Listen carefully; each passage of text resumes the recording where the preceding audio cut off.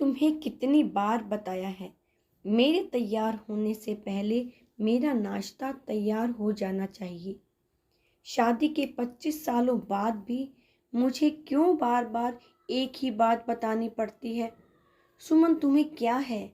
तुम तो आराम से घर पर रहोगी, मुझे काम पर जाना पड़ता है। तुम हो कि हमेशा बेवकूफ़ों जैसी हरकत करती हो। अगर तुम यह जानबूझकर करती हो तो याद रखना, मुझसे बुरा कोई नहीं होगा। आज भी मनीष का पारा चढ़ा हुआ था। इन कटु शब्दों में अपना गुस्सा उतारते हुए, गीला तौलिया कुर्सी पर फेंकते हुए मनीष गुस्से से सुमन की तरफ देखने लगा। सुमन के लिए मनीष का यह बेवजह का गुस्सा कोई नई बात नहीं थी। वह महीने में 3-4 बार ऐसे ही सुमन पर बरस पड़ता था। पहले पहले सुमन उसका विरोध किया करती थी, लेकिन जब कई सालों तक मनीष में कोई बदलाव नहीं दिखा तो सुमन ने खुद को ही बदल दिया। अब मनीष के कुछ भी कहने से सुमन को कोई फर्क नहीं पड़ता था। मनीष की हर बात वो चुपचाप सिर नीचे झुकाए सुन लेती थी। शादी के पहले 5 साल तक सुमन ने पूरी कोशिश की थी कि मनीष को बदला जाए, लेकिन फालतू का गुस्सा करना और बाद में सुमन को भला बुरा कहना, यह मानो जैसे उसकी आदत बन गई थी। कोई भी वाद विवाद होता तो मनीष सीधा सुमन को बोल देता, अगर मैं तुम्हें अच्छा नहीं लगता तो क्यों नहीं चली जाती अपने मायके?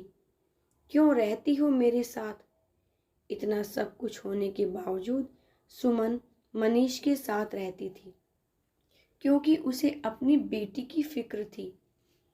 और वह जाती भी तो कहाँ? अपने बूढ़े हो चुके माँ बाप को इस उम्र में परेशान करना वह नहीं चाहती थी। समाज और लोग क्या कहेंगे, यह भी तो उसे देखना था। वह इतनी पढ़ी लिखी भी तो नहीं थी कि खुद जाकर कोई नौकरी कर सके और अपना और अपनी बेटी का पालन पोषण कर सके। सुमन को अब अपनी फिक्र नहीं थी।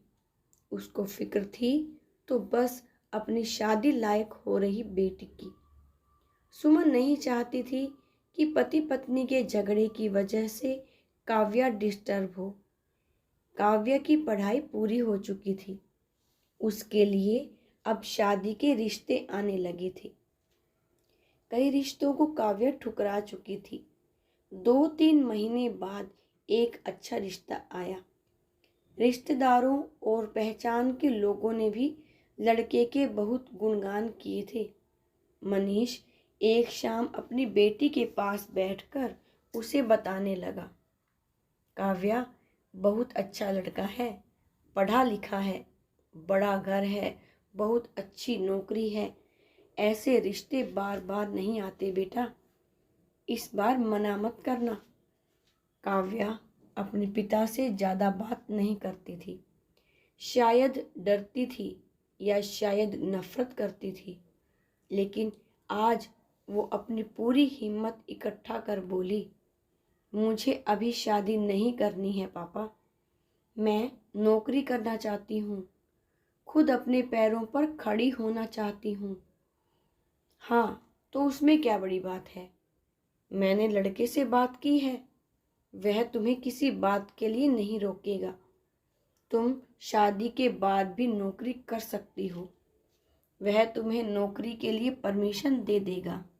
मनीष बोला, मेरा नौकरी करना या ना करना उसकी परमिशन पर क्यों डिपेंड रहेगा पापा? काव्या ने पूछा। मैं कह रहा हूं ना, तुम्हें किसी भी चीज की कमी नहीं होगी वहां।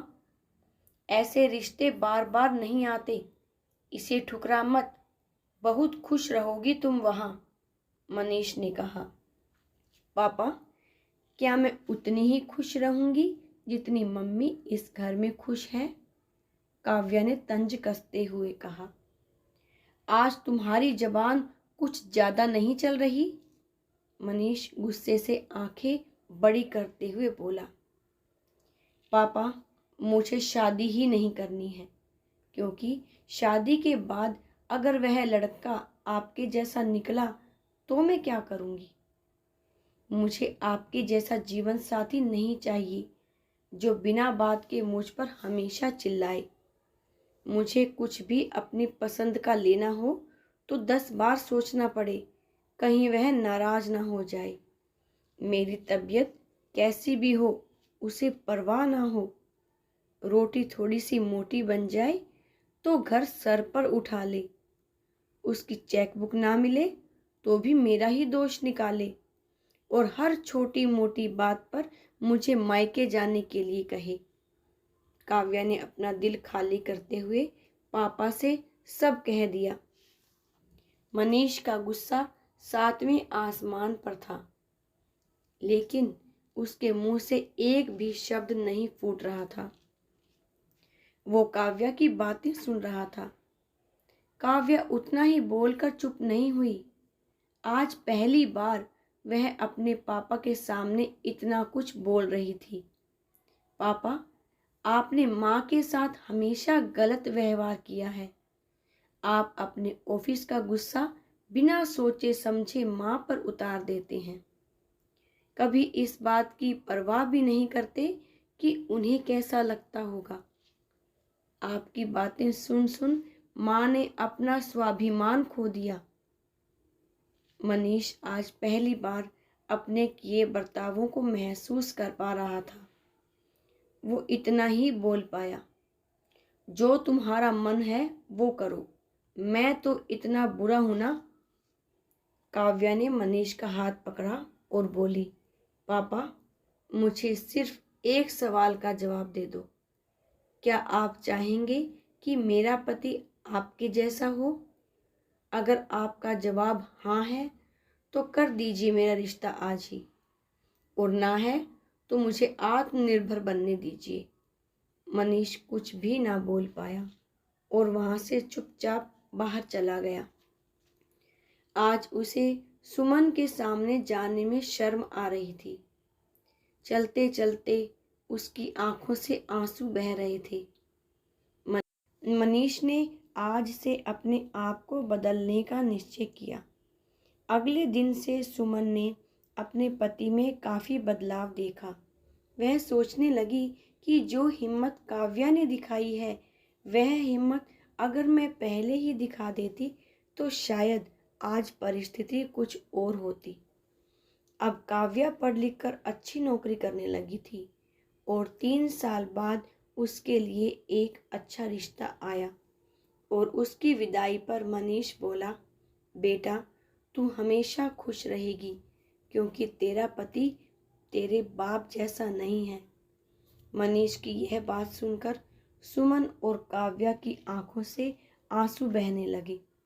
दोस्तों, हमारे समाज में औरतों को भले ही देवी का दर्जा दिया जाता है, लेकिन वह स्वतंत्रता नहीं दी जाती जो उन्हें देनी चाहिए।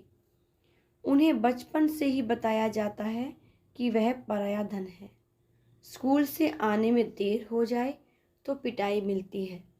मोबाइल पर बातें करते हुए दिख जाए या खिड़की से झांकते हुए दिख जाए तो शक किया जाता है। माँ बाप का घर तुम्हारा नहीं है, पति का घर ही तुम्हारा घर है। जीवन भर यह बातें बता बता कर उन्हें ससुराल भेज दिया जाता है और एक दिन किसी छोटे मोटे झगड़े में ससुराल वालों से उन्हें सुनना पड़ता है कि इस घर को छोड़ दो और मायके चली जाओ। आखिर लड़की का अपना घर कौन सा है? समाज तो किसी भी घर को लड़की का अपना घर नहीं मानता।